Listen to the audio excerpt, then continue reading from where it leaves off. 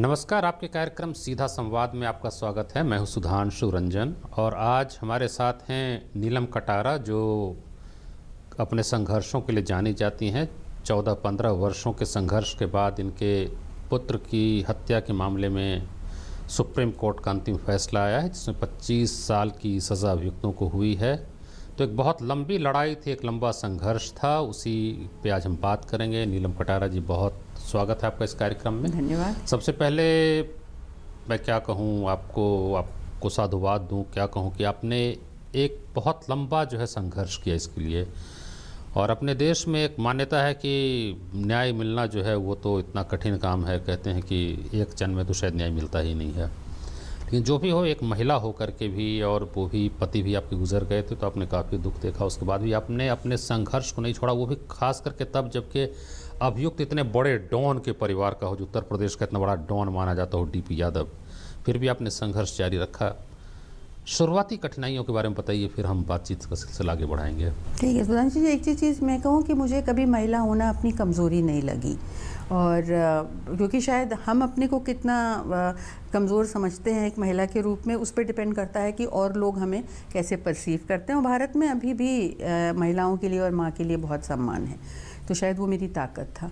शुरू में सबसे पहले तो जब गाज़ियाबाद में ये इंसिडेंट हुआ, तो एक तो हम बिल्कुल ही अंगूठा छापते कानून के मामले में, और हमारा कोर्ट में भी घुसना नामुमकिन था। बट क्योंकि इतने सारे पता नहीं वकील थे कि क्या थे, काला कोट पहन के भरे रहते थे। 200 लोग आ जाते हाँ, वो थे, और वो सब टीवी स्क्रीन पे भी लोगों ने देखा है। डीपी यादव के समर्थक होते थे। अब पता नहीं कौन होते थे, मगर मतलब जज नेचुरली 200 लोग अगर काला कोट पहन के खड़े होंगे तो वकील जज के लिए बहुत मुश्किल। अच्छा, हमें वकील ही नहीं मिलता था। मतलब हमने अपनी तरफ से कोशिश करी। कामिनी जायसवाल जी ने अपने लोगों से कहा, भाई ये हम जान पहचान के वकील हैं गाज़ियाबाद में, इतनी बड़ी लॉयर हैं। वो दोबारा फ़ोन ही नहीं उठाता था हमारे, कहते थे हाँ अभी आपसे बात करते हैं मैडम, हम बिज़ी हैं, और दैट वाज द एंड। या फिर विचित्र लोगों के फ़ोन आते थे कि मैं आपकी वकालत करूँगी। तो इस सब को देख के कामिनी जी का डिसीजन था कि यहाँ तो कुछ होगा नहीं, और उन्होंने, और मैं तो बस साइन करती थी, मुझे पता नहीं था एफिडेविट क्या है, पिटिशन क्या है, हेबियस कॉर्पस क्या है। बट तो उन्होंने कहा कि नहीं, ये केस तो ट्रांसफ़र अगर नहीं होगा तो कुछ नहीं होगा। तो ये केस दिल्ली ट्रांसफ़र हो गया, वो विच मैं बहुत आभारी हूँ सुप्रीम कोर्ट के, क्योंकि अब मुझे समझ में आता है कि क्या होता, क्योंकि मैं और फिर दोबारा फिर ये भी, क्योंकि आम आदमी के अपने सबकी बात की, और हम शायद दिल्ली में होने की वजह से थोड़ा सा कम आम है, कि अगर ये ट्रायल गाज़ियाबाद में चलता तो हाई कोर्ट में कितनी बार जाती महिला बात, और कैसे जाती, और मुझे समझ में नहीं आता लोग कैसे जाते हैं। ये तो सब कुछ यहाँ पास में है, तब हम थक जाते थे। तो फर्क पड़ता ही है। सुप्रीम कोर्ट में ही जो कहा जाता है कि 95% मामले जो है सुप्रीम कोर्ट में एनसीआर के मामले हैं।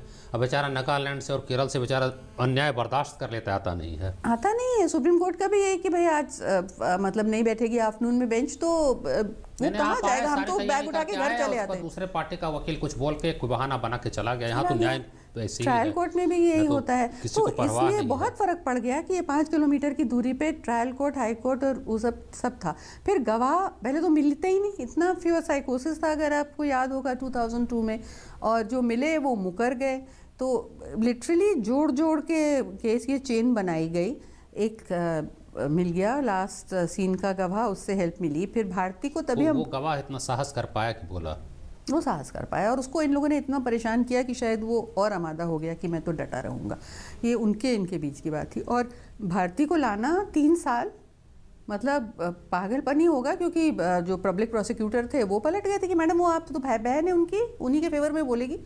हम तो शॉक्ड हो गए। हमने कहा 2 साल से हम कोशिश कर रहे हैं लाने की, पीपी कह रहे हैं कि, तो फिर हमने किसी से पूछा कि अब क्या होगा। कह लेंगे नहीं मैडम आप चाहेंगी फिर बुला लेंगे। तो हमने पूछा, कह लेंगे, उसने बताया जो हमारे पास में बैठे थे सज्जन, कि नहीं मैडम आप नहीं बुला पाएंगी, अब तो कोर्ट बुलाएगा। तब वहाँ से प्राइवेट वकील, क्योंकि हम सोचते थे हम तो अफोर्ड ही नहीं कर सकते प्राइवेट वकील, तब हाई कोर्ट गए, वहाँ से फिर अपना वकील किया। भारती को लाने की प्रक्रिया चली पूरी 2003 से लेके, और फिर वो 2006 में आई। 3.5 साल यही होता था, और जिसके बीच में विकास विशाल अपनी बेल लगाते थे कि पता नहीं कब आएगी, और यहाँ तक कह दिया था एक आध जज ने हाई कोर्ट के कि जब तक वो नहीं आएगी आपको बेल नहीं मिलेगी, फिर भी उसको नहीं आने दे रहे थे।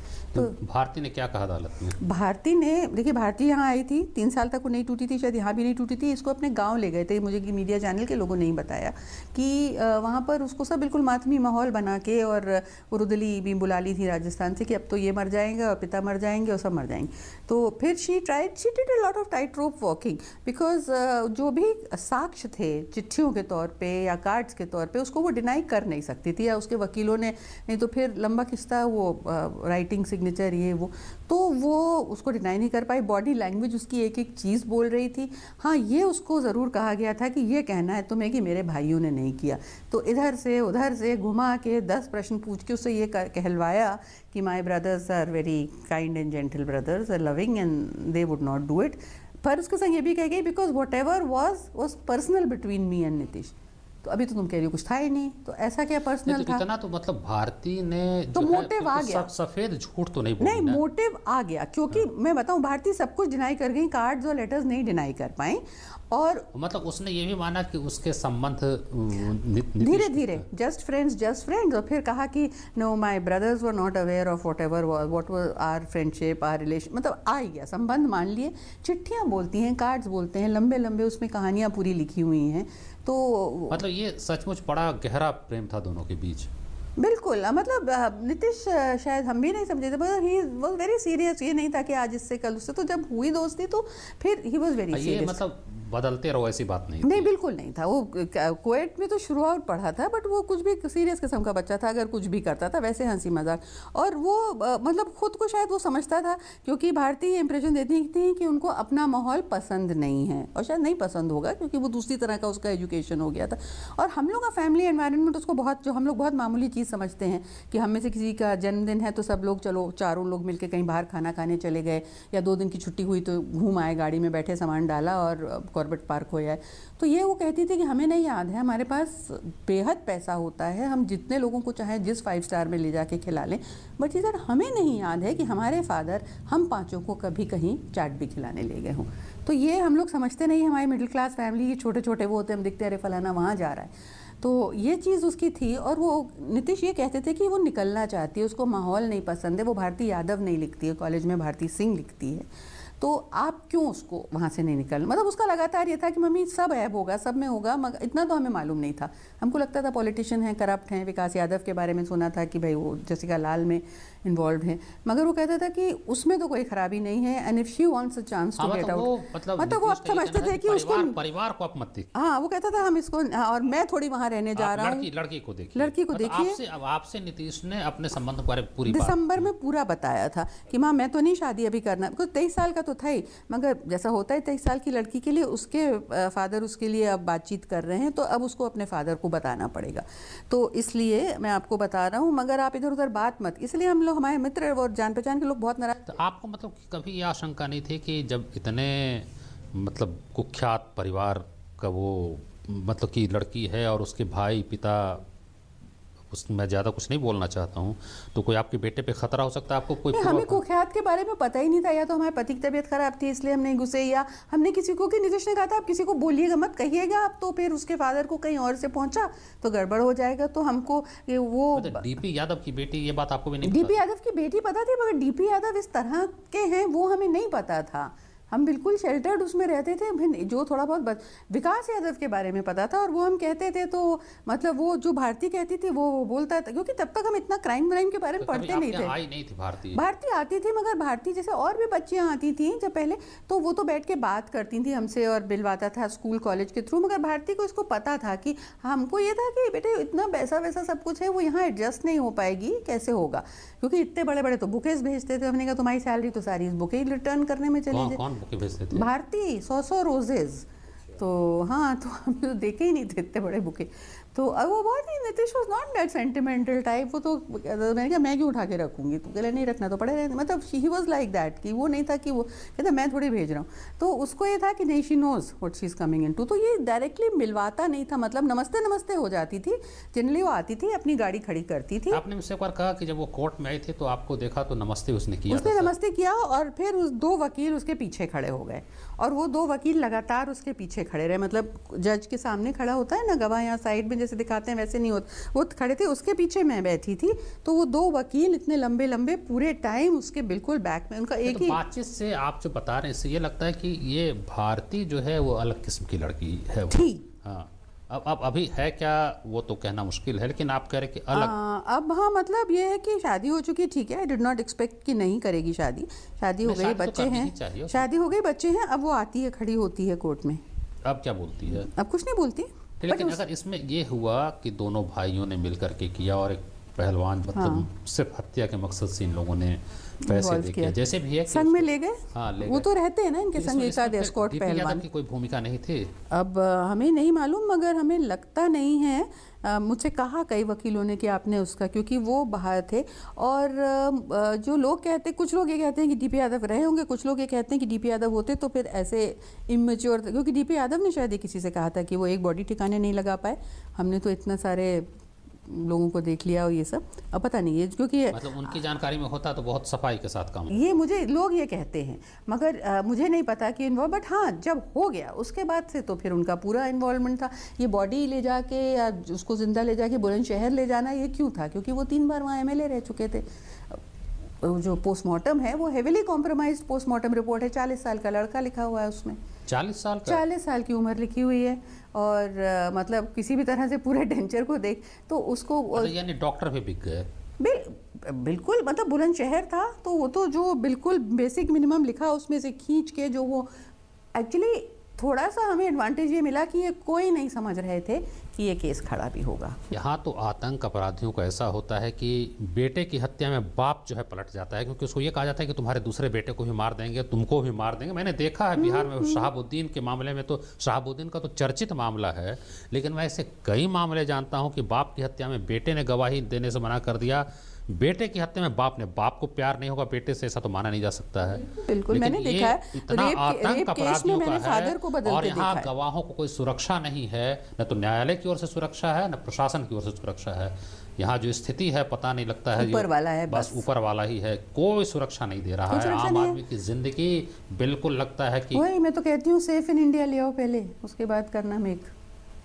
मगर नहीं समझ में आता है लोगों को ये चीज़, क्योंकि खतरा तो है ही, और इस किस्म के तभी तो लोग लड़ते नहीं हैं, कहते हैं क्या फ़ायदा। मतलब बहुत लोग कहते थे कि भाई अब जो बचा है उसको अपने आप आराम से रहो, तो ये तो खैर इसीलिए तो मैं आपके ऊपर वाला, कम से कम आपने ऊपर वाले ने ध्यान दिया, और ठीक है अभी तक चला है, आगे जिस विधि रखे रहा। चलिए एक छोटा सा यहाँ पे अंतराल के लिए रुकेंगे, और उसके बाद हम ये चर्चा जारी रखेंगे कि इन्होंने जो याचिका दी और उच्चतम न्यायालय ने मृत्युदंड देने से क्यों मना किया, इसको ऑनर किलिंग माना गया, इन तमाम मुद्दों पे हम चर्चा करेंगे। आप बने रहिए हमारे साथ।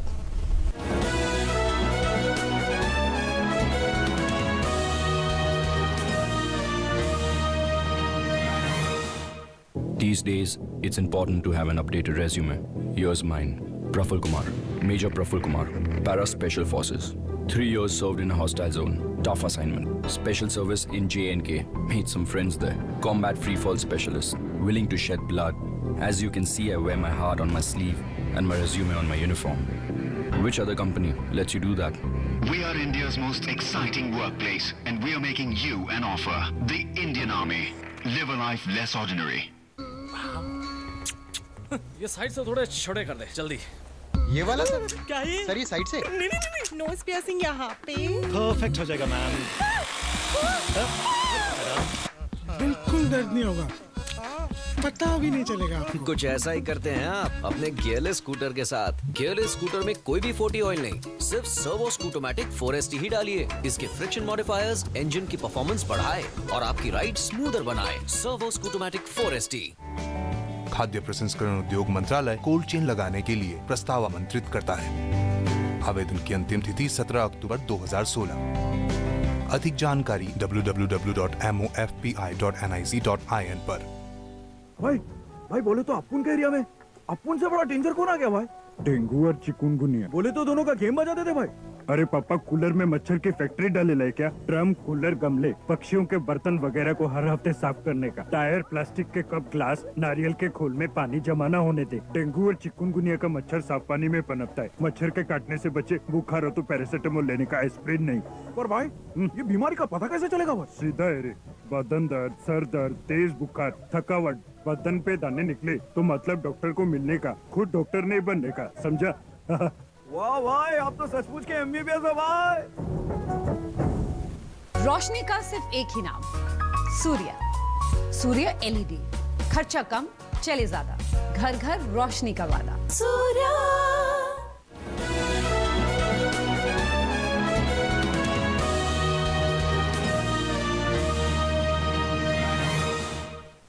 अंतराल के बाद फिर से स्वागत है आपके इस कार्यक्रम में। हम नीलम कटारा से बात कर रहे हैं।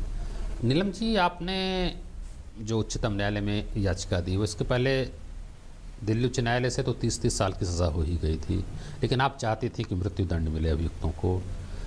अब जो पीड़ित परिवार होता है तो स्वाभाविक है उसकी भावना जुड़ी होती है, लेकिन हत्या तो हत्या है, चाहे जैसी भी हो। वो ऑनर किलिंग आप कह लें कि किसी प्रतिशोध की भावना से, ऑनर किलिंग भी प्रतिशोध ही है, या किसी और भी कारण से हो, हत्या हत्या ही है। इसलिए मैंने जो इस जजमेंट में भी पढ़ा कि जस्टिस खेहर ने कहा कि मर्डर तो हमेशा प्लान्ड होगा, अगर अचानक करता है तो फिर तो वो उसके कई एक्सेप्शन आ जाते हैं, उसमें वो निकल जाएगा। हत्या तो एक साजिश के तहत योजनाबद्ध तरीके से की जाती है।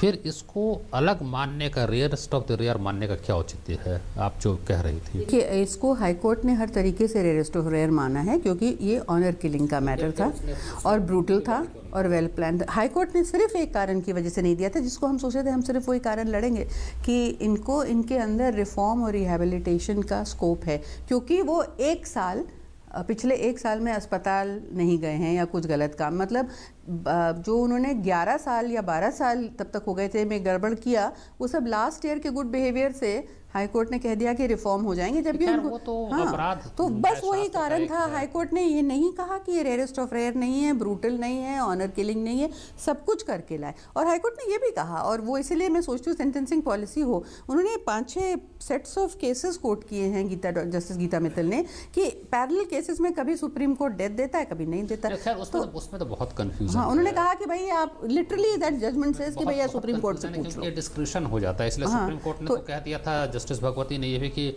मृत्युदंड जो है असंवैधानिक है, क्योंकि एक में आप देते हैं, एक में नहीं देते, मतलब राइट टू इक्वलिटी वाली तो जो बात है, हाईकोर्ट ने यही कहा कि भाई इसका रिहेबिलिटेशन का स्कोप है और बाकी क्लियर नहीं है। सुप्रीम कोर्ट व्यूज उसमें बचन सिंह में कह दिया रेयरेस्ट ऑफ रेयर। अब रेयरेस्ट ऑफ रेयर क्या है? ये अब तो कुछ रहा ही नहीं है रेयरेस्ट ऑफ रेयर। बड़ा इस तरह की हत्याएं रेप हो रहे हैं, एक के हिसाब से वो विरल मामला है, एक हिसाब से नहीं है, तो ये तो अलग इसलिए है। बहुत जज सेंट्रिक है। लेकिन क्या कहते हैं कि आप किसी एक मामले में बहुत कठोर सजा दे दें और बाकी लोग छूट जाएं, उससे अपराध कम नहीं होता है। उसका तो सिद्धांत ही है कि certainty of punishment, not the severity of punishment. अपराध तो मानिए उसको, आप चाहे छोटा भी आप उसको दंड दें, छोटी सजा भी दें, लेकिन सजा होनी चाहिए, वो जल्दी होनी चाहिए, जल्दी होनी चाहिए। खैर आपको तो फिर भी 14 साल में यहाँ, हाँ वही तो जब लोग कहते हैं देर हुई, हम कहते हैं भैया तो ऐसे मैं क्रिमिनल केसेस जानता हूँ जो 80 के दशक के मामले पड़े हुए हैं। हमारी तो दुख भरी कहानी ये डीपी यादव महेंद्र सिंह भाटी का मर्डर 2015 में जाके कन्विक्ट हुए, जिसके बीच में उनको अलग अलग, मैं नाम नहीं लेना चाहती पार्टीज के, उन्होंने उनको MP MLA सब बनाया। ये MP थे जिस वक्त नीतीश की हत्या हुई। अगर उस वक्त उनका कन्विक्शन हो गया होता 5 साल में, 6 साल में, 10 साल में, तो ये हालत थोड़ी होती। मगर यही है कि डिले होते हैं, और जिसके पास पैसा है, रसूख है, वो एडजर्नमेंट ले सकता है। और फिर अगर आप MP या MLA तो क्या बात है, आप सब कुछ खत्म कर सकते हैं। की लड़ाई के बाद आपकी क्या धारणा बनी न्यायपालिका, वकीलों के बारे में और पूरे प्रशासन के बारे में? क्या देखिए, अच्छे बुरे लोग सब जगह होते हैं, अच्छे लोग प्रशासन में भी हैं, पुलिस में भी हैं, नहीं तो ये केस आज खड़ा नहीं होता, मगर उनको सपोर्ट बहुत कम मिलता है। और जो लोग इजीली इधर उधर हो जाते हैं, उनके पास ये सब बदमाशों की सपोर्ट और पैसा सब कुछ है। और यही शायद सबसे एक बड़ी चीज़ ये केस दर्शाता है कि मेरा जैसा इंसान जो दिल्ली में रह रहा है, जो इतना बड़ा मुंह खोल के बोलता है, जिसको ये आखिरी तक कह रहे थे कि तो सब मीडिया ने करवाया है, तो उसके बाद इतना समय लग जाता है और सज़ा मतलब मीडिया की भूमिका पे क्या कहेंगी आप? तो नहीं, मैं बात बोल रही हूँ कि पहली चीज़ तो ये दिखाता है कि इस देश में जहाँ पे आप शुरू हुए थे, आम आदमी को न्याय की आशा करना बहुत मुश्किल हो गया है।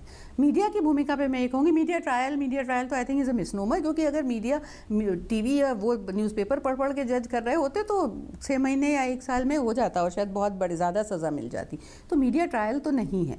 मीडिया का रोल ये रहा है कि मीडिया ने क्योंकि शायद जो ग्रास रूट पे रिपोर्टर्स थे वो आइडेंटिफाई करते थे, यंगर पीपल थे, वो पूछते नहीं थे मेरे उम्र के लोगों की तरह, कह रहे इतने आप तो बहुत आप लीनियंट थी, कैसे आपने बच्चे को ऐसे लोगों के संग उठने बैठने दिया।